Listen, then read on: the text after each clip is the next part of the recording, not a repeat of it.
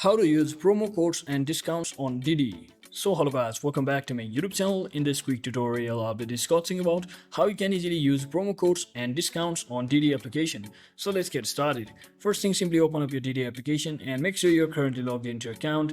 And to use a DiDi promo code, you just have to tap on the menu icon or hamburger icon at the top left corner, just like this. And once you select it, just head over to the option that is promotions. So you can see right above the scan section over here, and once you're inside this page, you just have to enter your promo code which you have been provided to you or which you got. And once you enter your promo code, simply click on redeem or apply to add it to your account, and it will automatically apply to your next trip.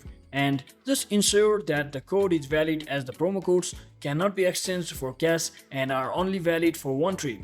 So that's it for today guys. I hope this video was informational. If it was, don't forget to like and subscribe to the channel. See you on the next one.